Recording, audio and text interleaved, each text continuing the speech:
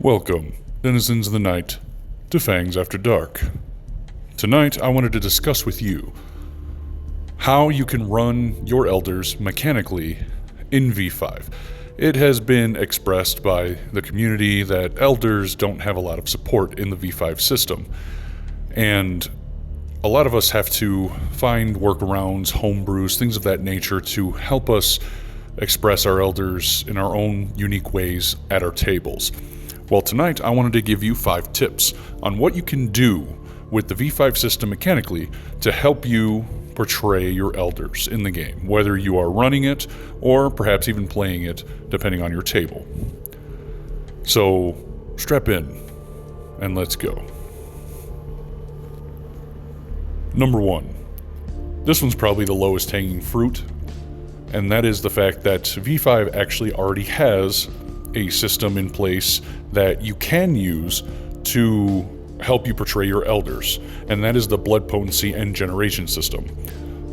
Veterans to Vampire the Masquerade know very well what generation means when it comes to vampire blood potency. The lower generation you are, the closer you are to the mythical Cain, father of all vampires, which means the stronger you are, right? Well, that's not actually the case. Generation in V5 essentially just measures the potential in strength that any individual kindred can attain. Your real strength for a kindred comes from their blood potency rating. The lower generation you are, the higher your blood potency rating can become. The typical player in Vampire the Masquerade 5th Edition is going to be anywhere between 0 and 3 blood potency. That blood potency, coupled with whatever generation they are, will limit those vampires in exactly what they'll be able to do with the things that blood potency allows.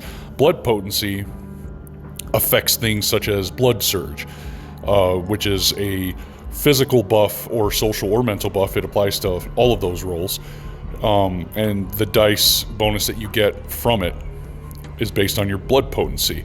Your ability to mend and heal is based off your blood potency, and other aspects of your vampiric existence is based off blood potency as well, like how much hunger you can slake from specific sources, how severe your bane might be, your clan bane.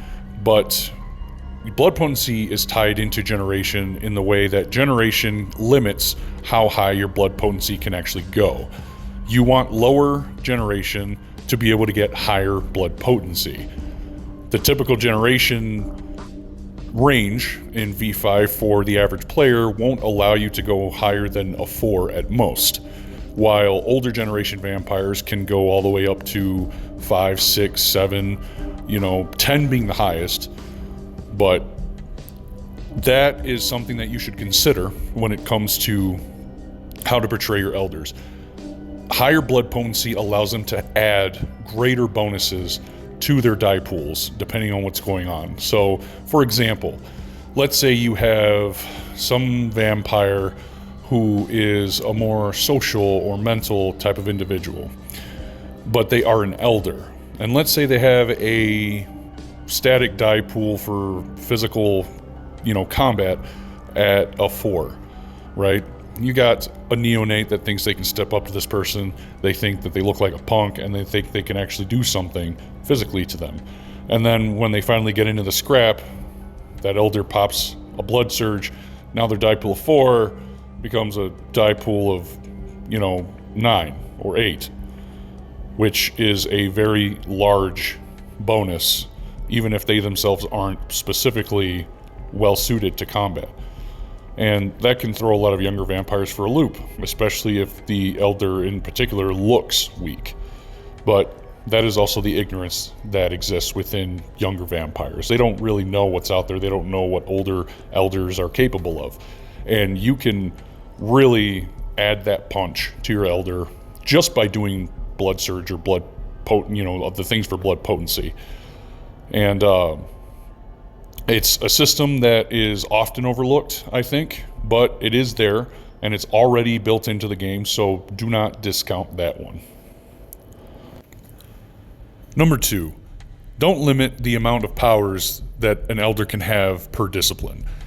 In V5, your vampire can only ever have 5 powers from any given discipline.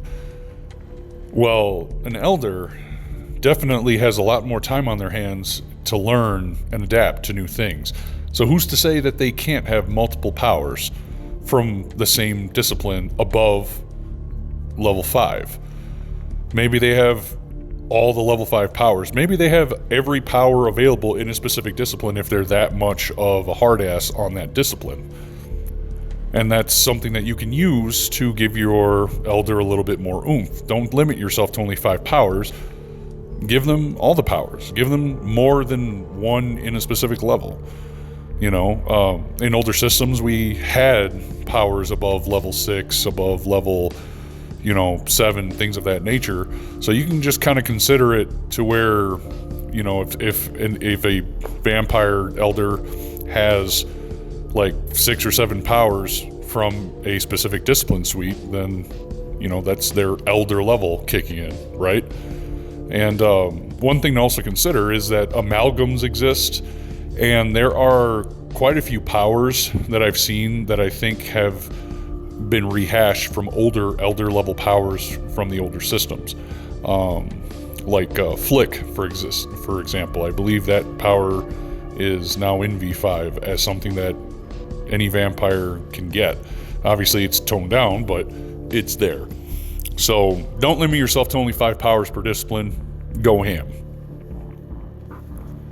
Number 3, consider the limitations of specific discipline powers within V5.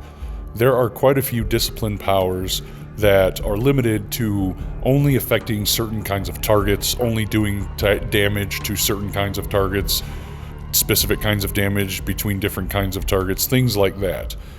Well, an elder who has had more time practicing these disciplines and how to use them amongst the ages is going to be a lot more well-versed on how they can manipulate that specific blood power. So consider removing those limitations or altering those limitations for them. A good example is the possession power. This in V5 specifically states that you can possess the body of a mortal. Who's to say that specific elder isn't able to do that to a kindred now, or to another supernatural creature, or something like that? That could be extremely powerful. Imagine an elder using possession to possess a werewolf or something of that nature. Logistics of that is, neither here nor there, but you get the idea. Something that powerful is to be feared. And having an elder using that, or even having an elder just possessing a member of the coterie of the players to do something, it can really tug at the heartstrings depending on what's going on. So, like I said, consider the limitations of specific powers and alter them as you see fit for your story. You can really add some dramatic effect. Number 4. Look at past and other material for inspiration. It's no secret that older editions of Vampire the Masquerade and other games such as Werewolf or Mage have all sorts of different powers and abilities that you can take and convert into V5 to give to your elders to give them something a little bit more unique. It will take a little bit of work. Obviously, you're going to have to do some converting, you're going to have to do some balancing to try to make sure you're not doing something that's a little bit too OP, but you have a library of ideas that already exist, a veritable cornucopia of material that you can pull from and take to your table and turn into something new and something fun and something impactful. So don't sleep on other sources, because they're already there and they can make your life so much easier if you just pluck something, change it up, and put it in. Don't sleep on it. Number 5. Do whatever the hell you want with your elders. Now, some of us might not necessarily want to have the elders in our game be tied down to the limitations of the V5 system. The V5 system, after all, is mostly designed for younger vampires, neonates, fledglings, and silly things like that. So we might find it a little bit too confining to actually stick within the system itself. Even with the prior tips that I've given you in regards to V5, you might just want to do your own thing with your elders, which is perfectly legitimate, and it can fit whatever story and whatever table that you have. The biggest thing to remember with this, though, is talking to your players about it beforehand. You need to let them know that when it comes to dealing with elders and older vampires, you're not going to be sticking to the V5 system specifically. Now, you can have this be kind of like a hybrid situation where you have their stats in V5, but you add custom things to it here and there, or you can just have it completely be detached from the system in general and just say, when you're fighting an elder, don't rely on the V5 mechanics to play out in your favor against them. And like I said, that's something that you want to talk to your players about, so they know going into your game that if they're facing off with an elder through mechanics, whether that's a social interaction, a mental interaction, or a physical interaction, they shouldn't expect there to be a modicum of fairness in regards to the system itself. Now, what does that look like specifically? It can look like a great many things. You could just have your elders have a static difficulty for several things, such as instead of having the stats laid out, you could say this guy has a difficulty of 9 whenever you guys are dealing with him in combat. If you're dealing with him in a social situation, he's got a static difficulty of 6 or static difficulty of 8 when it comes to mental things, or what have you. It could look like that. You could have completely different systems outside of the dice altogether that might be more applicable. Something that comes into mind, and I don't know if anybody here has heard of this game, it's called Dread. It uses a Jenga tower, and something that comes to mind that I think would be an interesting idea is if your coterie decides to confront an elder in their domain, in their mansion, or what have you.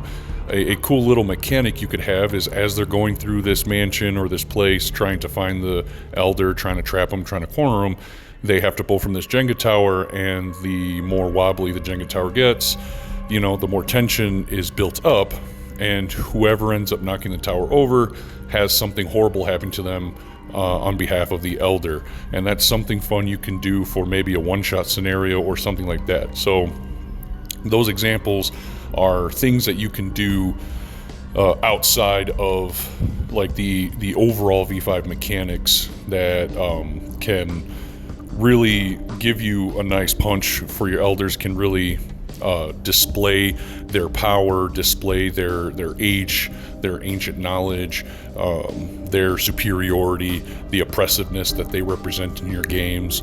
And I encourage for STs to come up with custom things like that, because it can really add a nice dynamic to your game. It can really bring out uniqueness in your game, and your players will be sure to remember that game that they dealt with that specific elder, that they had to work around this crazy weird mechanic you came up with because of how powerful that elder was in that situation, or what have you.